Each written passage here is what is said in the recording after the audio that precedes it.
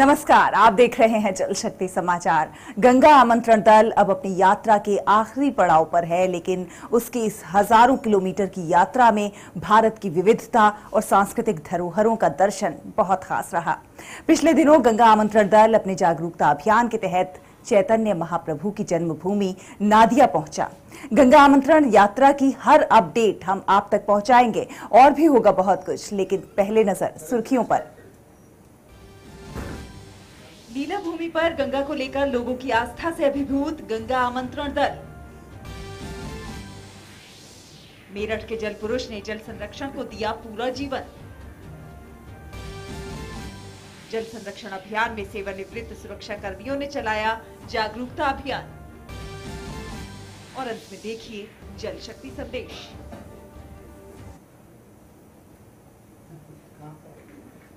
तो पश्चिम बंगाल के नादिया जिले में स्थित नवद्वीप प्रमुख तीर्थ स्थलों में से एक है। ये चैतन्य महाप्रभु की जन्मभूमि है और लीला भूमि भी।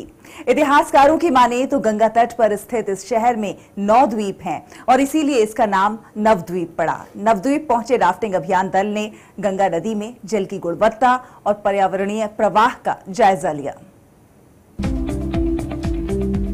नदिया जिला के नवद्वीप पहुंची राफ्टिंग अभियान दल और नमामि गंगे की टीम का भव्य स्वागत हुआ। स्थानीय प्रशासन ने राफ्टिंग टीम की अगुवाई के लिए लंबा इंतजार किया। नवद्वीप 9 द्वीपों का शहर और महाप्रभु चैतन्य की जन्म स्थली है। यह शहर गंगा के कछार पर स्थित है। यहाँ गंगा नदी संपूर्ण जल लेकर आगे बढ़ती है। केंद्रीय भूगर्भ जल बोर्ड की रिपोर्ट की माने तो यहाँ गंगा नदी स्वच्छ और अविरल धारा के साथ बहती है। नदी में डिजॉल्व ऑक्सीजन यानी कि डीओ और पीएच जल गुणवत्ता के अनुकूल है। रिवर वाटर का डिजॉल्व ऑक्सीजन जो है उसके परिमाण तो नॉर्मल के आसपास ही है, जैसे अराउंड 7 तो वो इधर मिलता है। जो पहले का जो रिपोर्ट है उसके तहत ये जाना गया कि यहाँ पे ठीक ही है, नॉर्मल ही है डिजॉल्व ऑक्सीजन। नदी में अथाह जल के कारण यहाँ पर्यावरणीय प्रवाह भी बेहतर है। रिपोर्ट की माने तो यहाँ नदी में विभिन्न जलीय जीव जंतुओं का बसेरा है। आसपास के इलाकों में औद्योगिक इकाई नहीं होने के कारण नदी का जल प्रदूषण से कोसों दूर है। यहाँ नदी का अपना इकोसिस्टम है। स्थानीय लोगों की भागीदारी और नमामि गंगे की तरफ से स्वच्छ घाट बने हैं। यहाँ गंगा नदी की सफाई का काम जोरों पर है। आम जनता ने भी नदी को पॉलीथीन से मुक्त रखा है। आप अगर गंगा की तरफ नजर करें तो देखने को मिलेगा अविरल गंगा बह रही है और जो पहले से बहुत ज़्यादा इम्प्रूवमेंट देखने को मिला है। और यही नहीं खाली आदमी के लिए फ़ायदा हुआ है, गंगा में जो जल जीव जी रहे हैं उनको भी बहुत बड़ी एक लाइफ में अचीवमेंट हुआ है उनकी लाइफ में। तो इसलिए यहाँ के लोगों प्रशासनिक लोग स्थानीय लोगों से बात की तो बता रहे हैं कि पहले से बहुत वर्क हुआ है गंगा पे और सफाई पे विशेष ध्यान दिया जा रहा है और डीओ लेवल और ये लेवल बिल्कुल एकदम एक्यूरेट आ रहा है यहाँ पे। मोक्षदायिनी गंगा की अविरलता के लिए स्थानीय लोग भी तत्पर दिखते हैं। स्थानीय प्रशासन की माने तो यहाँ जागरूकता अभियान चरम पर है। यहाँ के लोग अपनी लोक संस्कृति में गंगा नदी को पवित्र नदी मानते हैं, जो उनकी जीविका और पवित्रता का जरिया है। इसीलिए नवद्वीप शहर में 20 से अधिक तीर्थ स्थल बने हुए हैं। पश्चिम बंगाल के नवद्वीप में अगर गंगा स्वच्छ और अविरल बह रही है तो उसके पीछे यहाँ के स्थानीय लोगों की भागीदारी है। रिपोर्ट की माने तो यहाँ के पानी में डिजॉल्व ऑक्सीजन की मात्रा तय मानक के अनुरूप है। अगर हम इकोलॉजिकल फ्लो की बात करें तो गंगा पर्यावरणीय प्रवाह के साथ बह रही है। कैमरामैन संदीप के साथ धीरज कुमार, डीडी न्यूज़, नवद्वीप। जल संरक्षण अभियान में आम लोगों की बढ़ी भागीदारी एक उम्मीद जगाती है। मेरठ के जल पुरुष ने अपना पूरा जीवन जल संरक्षण और लोगों को जागरूक करने में लगाया है। ये रिपोर्ट देखिए। मेरठ के गिरीश शुक्ला जिले में जल पुरुष के नाम से मशहूर हैं। गिरीश शुक्ला निरंतर 11 वर्षों से मेरठ की सूखी धरती की प्यास बुझाने का काम कर रहे हैं। जब बैंक से सेवानिवृत्त हुए तो उन्होंने सीनियर सिटीजन की एक टीम बनाकर जागरूक नागरिक एसोसिएशन की स्थापना की। जल संरक्षण की मुहिम को अपने जीवन का उद्देश्य बनाया। आज वो मेरठ जिले में जन जन को जल संरक्षण और खासकर रेन वाटर हार्वेस्टिंग सिस्टम के फायदे बताकर उन्हें जागरूक कर रहे हैं। उनकी प्रेरणा से जिले में 75 रेन वाटर हार्वेस्टिंग सिस्टम बने हैं। आज पानी पूरे देश की नहीं पूरे विश्व की जरूरत है, इसलिए हमने सबसे पहले पानी की बचाने का कार्यक्रम मंदिर से शुरू करा, उसके बाद मस्जिद में करा। आज भी जहाँ जिस मस्जिद में खड़े हैं हमने 2008 में यहाँ पर एक सिस्टम स्थापित करा था और अब शहर काजी जी की मदद से दूसरा सिस्टम इसमें बहुत जल्दी हम लोग स्थापित करने जा रहे हैं।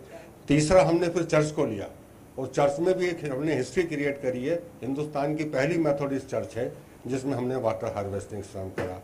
इसके बाद हम लोगों ने गुरुद्वारे की तरफ हमारा मूवमेंट है। हमारा अगला कदम शहर के जो सबसे बड़ा गुरुद्वारा है वहाँ पर वाटर हार्वेस्टिंग करने हम लोग तैयारी कर रहे हैं। गिरीश शुक्ला ने इसकी शुरुआत 1857 क्रांति के उद्गम स्थान बाबा ओघड़नाथ शिव मंदिर से की। यहाँ हर महीने कई लीटर जल का संरक्षण होने लगा। ये कारवां नहीं रुका और मेरठ के चर्च, शाही जामा मस्जिद, विद्यालय, सरकारी दफ्तर और आवासीय कॉलोनियों तक जा पहुंचा। जल की एक एक बूंद बचाने में ये कार्यक्रम सफल रहा। वो प्रतिदिन लोगों को प्रधानमंत्री के आह्वान पर जल संरक्षण के प्रति जागरूक कर रहे हैं। अगर इंसानों को बचाना है, अगर जिंदगी को बचाना है तो हमें पानी को बचाना है और बचाने के लिए हमारा ये काम जो है ये खिदमत खल्क भी है और अपना भी फायदा है इसके अंदर। मैं चाहूँगी कि मैं अभी एक प्रोजेक्ट और यहाँ पे लगाऊँ स्कूल में, दूसरे ग्राउंड में, ताकि उस साइड का भी पानी कवर हम कर सकें और वो पानी व्यर्थ ना जाए और हमारी धरती को वो पानी मिले। इस तरह के अभिनव प्रयासों ने ही जल शक्ति अभियान को एक जन अभियान बनाया है। छोटे छोटे प्रयासों से ही जल संचयन की महामुहिम को बल मिला है। संगीता श्रीवास्तव की रिपोर्ट, डीडी न्यूज, मेरठ। और अब खबर उत्तर पूर्व से है। मणिपुर की राजधानी इम्फाल में सशस्त्र बल सेवानिवृत्त कर्मचारी संगठन ने जल संरक्षण अभियान को आगे बढ़ाया है। साथ ही साथ वहां पर वृक्षारोपण के जरिए जल और पर्यावरण बचाने के संदेश भी दिए जा रहे हैं।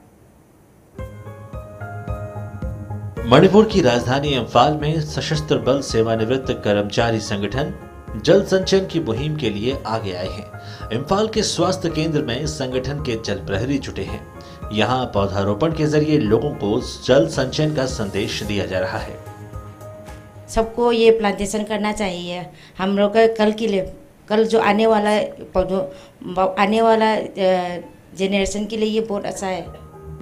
समाज सेवा के उद्देश्य से आर्म फोर्स से सेवानिवृत्त कर्मचारियों ने 2016 में सशस्त्र बल सेवानिवृत्त कर्मचारी संगठन मणिपुर की स्थापना की।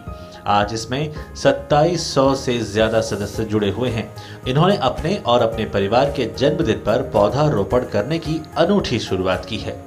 साथ ही अन्य लोगों को भी इसके लिए जागरूक कर रहे हैं। मणिपुर में जल संचयन की सदियों पुरानी परंपरा रही है, जिसे पुनर्जीवित करने का प्रयास किया जा रहा है। छतों में पाइप के जरिए पानी को टैंक में संचित किया जा रहा है।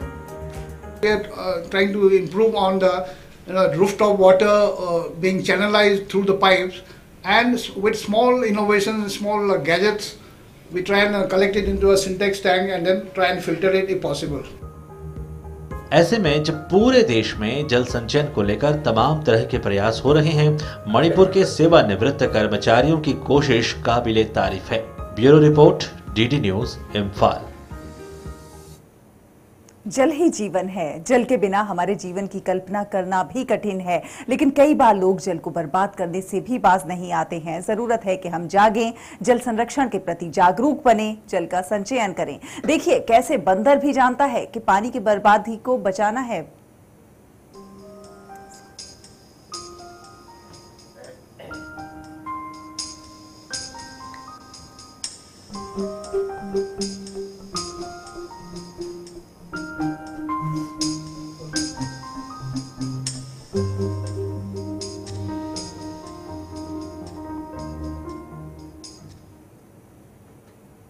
तो जल संरक्षण को लेकर अगर आपके आसपास भी कोई पहल हो रही है तो बिल्कुल देर मत कीजिए, आप उसकी वीडियो बनाइए और उसे आप हमारे साथ साझा कर सकते हैं। हम अपने संदेश भी भेज सकते हैं और डीडी न्यूज की इस खास मुहिम के साथ फेसबुक पर डीडी न्यूज लाइव और Twitter handle @DD News Live और @DD News हिंदी के जरिए हमसे जुड़ सकते हैं।